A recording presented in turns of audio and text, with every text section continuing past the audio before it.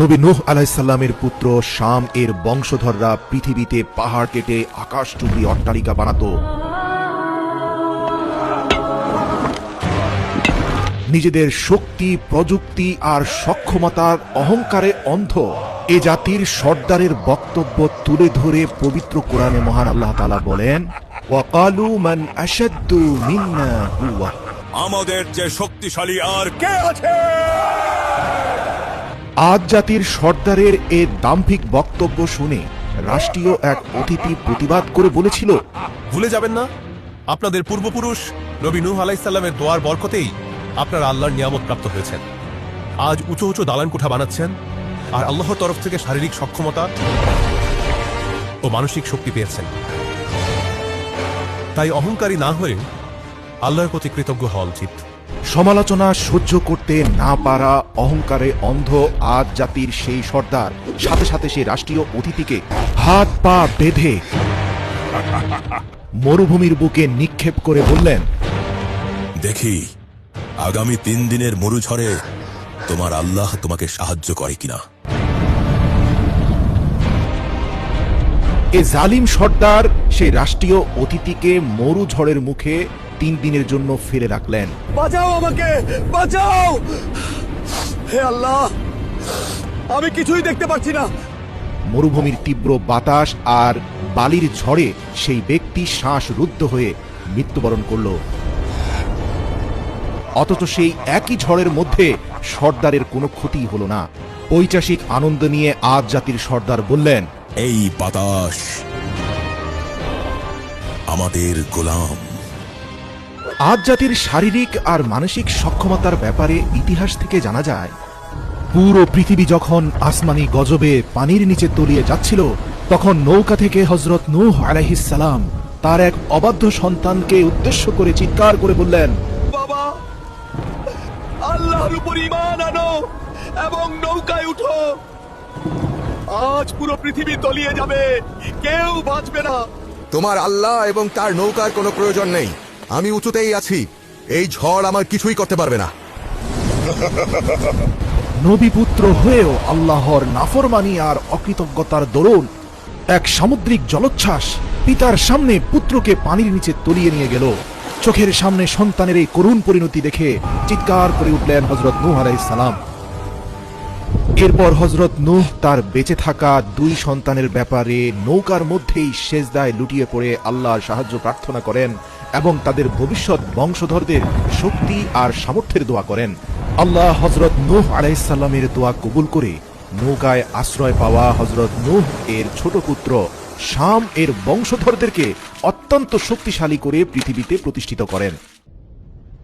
বর্তমান ইয়েমেন ও ওমানের মধ্যবর্তী আহকাফ এলাকায় বসবাসরত এই প্রবল শক্তিশালী জাতি আদ ভুলেই গিয়েছিল যে তাদের শারীরিক মানসিক সক্ষমতার উৎস আল্লাহর দয়া ও রহমত, যা নবী নূহ আলাইহিস সালামের দোয়ার বরকতে এসেছে। তাদের উপাসনা করা মিথ্যা মূর্তির দয়ায় নয়। মহান আল্লাহ পবিত্র কোরআনে এই শহরের পরিচয় তুলে ধরে বলেন, ইরামা যাতুল ইমাদ, অর্থাৎ আকাশচুম্বী ইমারতের শহর। যেন তাদের তৈরি স্তম্ভগুলো আকাশের সঙ্গে কথা বলছে।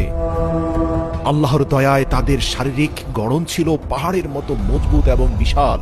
দূর থেকে দেখলে মনে হতে যেন তাদের কাঁধ আকাশের মেঘ ছুঁয়ে ফেলত। আল্লাহর পাওয়া এই সকল নিয়ামত তাদের অকৃতজ্ঞ আর অহংকারী করে ফেলেছিল। তারা বলতো, এই মাটির উত্তরাধিকারী একমাত্র আমরাই, আর আমরা চিরকাল এখানেই থাকব। মরুভূমিতে তাদের বসতি অনেক দূর পর্যন্ত ছড়ানো ছিল। তাদের ঘোড়ার খুরের আওয়াজে মাটি থরথর করে কাঁপত। রাতে তাদের প্রদীপের আলো বহুদূর পর্যন্ত ছড়িয়ে পড়ত। আমরাই মহান, আমরাই সেরা, জমিনের বুকে উঁচু হয়ে দাঁড়া।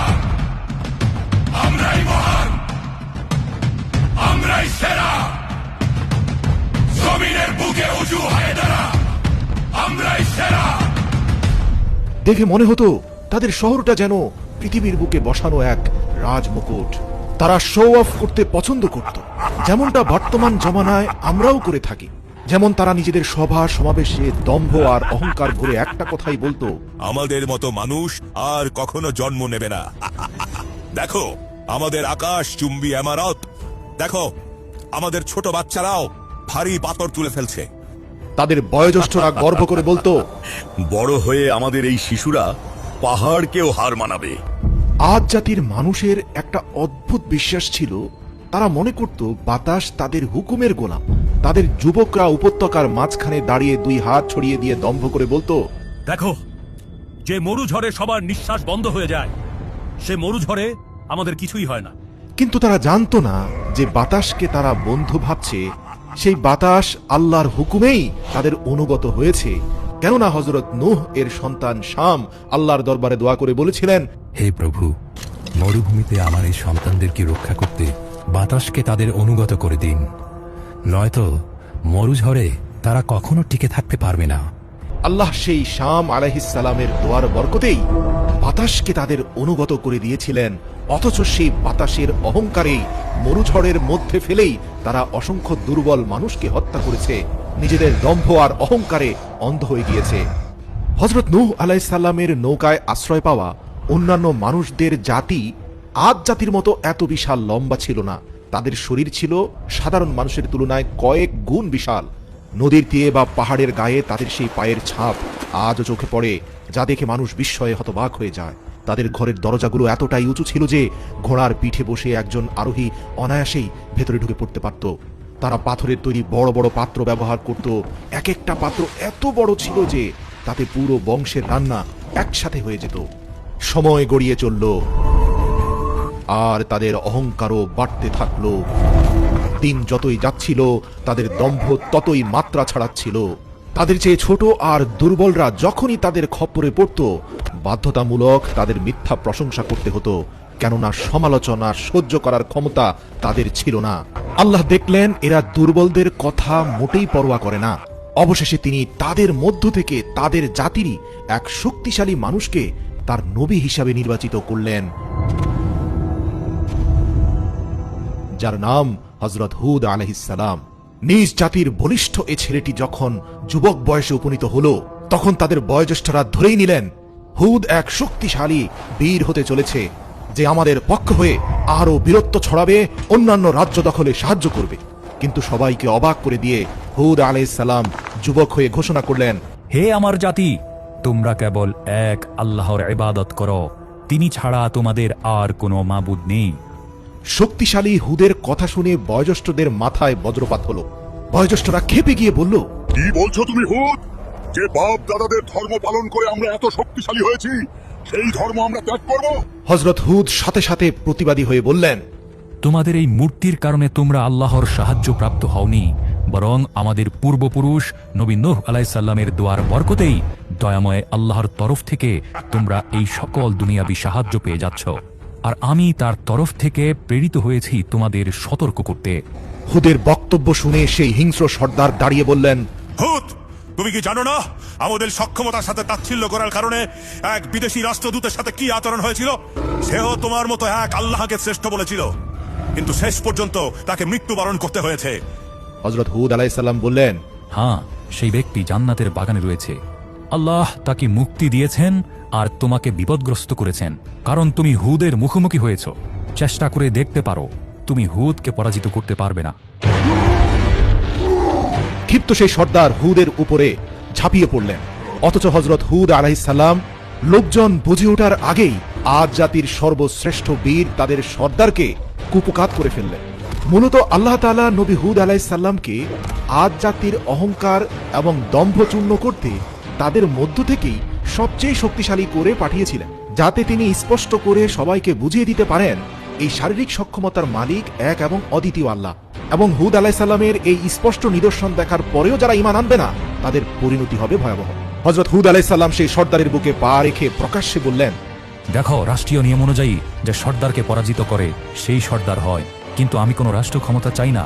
আমি তোমাদের উপর এমন এক আযাবের ভয় করছি যার ভয়াবহতা তোমরা কল্পনাও করতে পারবে না। আমি চাই তোমরা সকল মূর্তি ভেঙে এক এবং অদ্বিতীয় আল্লাহর ইবাদতে মগ্ন হও, নিজেদের অহংকার এবং দাম্ভিকতা ত্যাগ করো। কিন্তু যাদের অন্তর অহংকারে ভরে গেছে, ভালো কথা যেন তাদের হৃদয়ে এমনভাবে ধাক্কা খায় যেমন পাথরের দেয়ালে পাথর ধাক্কা খায়। হুদ আলাইহিস সালাম হাল ছাড়লেন না। তিনি প্রতিদিন তাদের বাজারে, রাজপ্রাসাদে, ঘরে ঘরে গিয়ে সত্যের দাওয়াত পৌঁছে দিতে থাকলেন। তারাও হুদের সাথে বল প্রয়োগে পেরে না উঠে তাকে তাচ্ছিল্য আর পাগল সাব্যস্ত করতে লাগলো। হুত, তাদের বয়োজ্যেষ্ঠরা বলতো, তোমার কথায় যদি সত্যি কোনো জোর থাকতো তবে তো আমাদের এই প্রাসাদগুলো কাঁপতে কাঁপতে ভেঙে পড়তো। কখনো কখনো বাচ্চারা হুদের গলার স্বর নকল করে তাকে ব্যঙ্গ করত। আবার অনেকেই রাস্তায় হযরত হুদ আলাইহিসসালামকে আসতে দেখলে অন্য রাস্তায় চলে যেত। একদিন হুদ আলাইহিসসালাম তাদের রাজসভায় উপস্থিত হলেন। সেখানে তাদের সর্দাররা সোনার সিংহাসনে বসেছিল।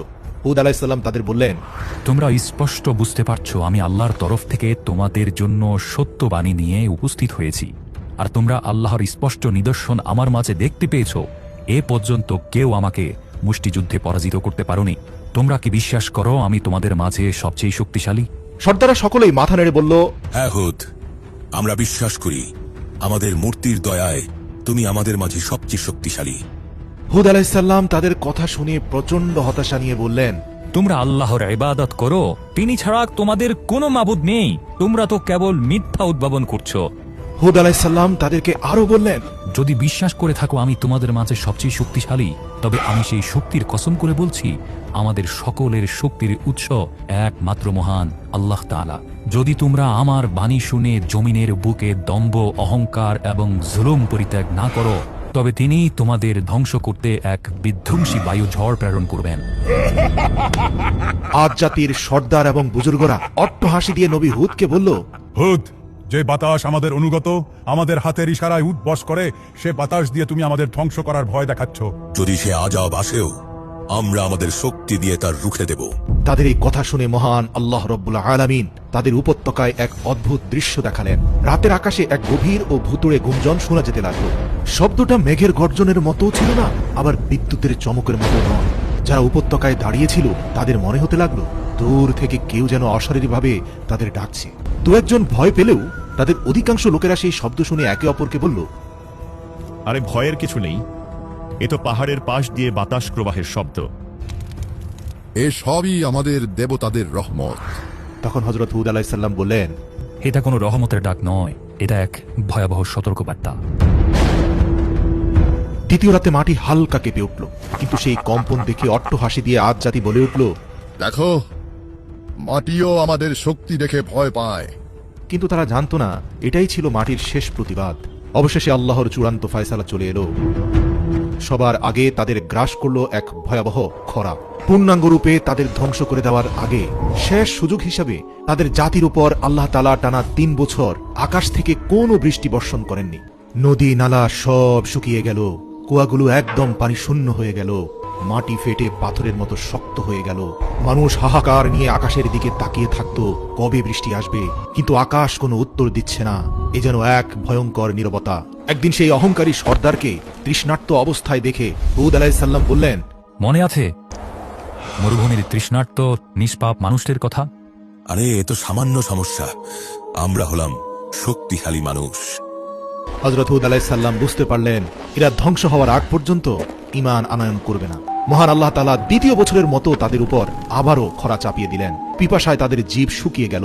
রাগে ক্ষোভে তারা খালি কলসি দেয়ালে আছড়ে ভাঙতে লাগলো। পানির অভাবে পশুরা মাটিতে লুটিয়ে পড়তে লাগলো। তারপরেও তারা ঈমান আনলো না। অহংকারী জাতি বলল, কেউ আমাদের মাথা নত করাতে পারবে না। আর তৃতীয় বছরেও যখন আবারও খরা দেখা দিল, আদের জমিন থেকে সেই হাসি, সেই অহংকার আর সেই দারাজ কণ্ঠস্বর একদম হারিয়ে গেল। যে কণ্ঠস্বর একসময় আকাশের সাথে টক্কর দেওয়ার স্পর্ধা দেখাতো, যে হাত মরুভূমিতে নিরীহ মানুষের গলা চেপে ধরত, সে হাত আজ একটু পানির আশায় ছটপট করছে। তাদের উপরে আল্লাহর চূড়ান্ত ফয়সালা হয়ে যাওয়ার পর অবশেষে মানুষ হুদ আলাইহিসসালামের কাছে এলো। তিনি তাদের দেখে আর কাঁদলেন না, শুধু এটুকু বললেন, এখন আযাবের সময় ঘনিয়ে এসেছে। তোমাদের তাৎক্ষণিক আযাব দিয়ে ধ্বংস করলে তা অন্যায় হয়ে যেত। তাই মহান আল্লাহ তোমাদের তিলে তিলে সেই কষ্টগুলো দিয়েছেন যা তোমরা যুগ যুগ ধরে দুর্বলদের উপর দিয়েছ। তারপর একদিন আকাশে 3টি মেঘ ভেসে উঠল, একটি লাল, একটি সাদা আর একটি কালো। এই 3টি মেঘ দেখে আদ জাতি আবারও পথভ্রষ্ট হয়ে বলল, তোমার আল্লাহর সাহায্যের কোনো প্রয়োজন নেই হুদ।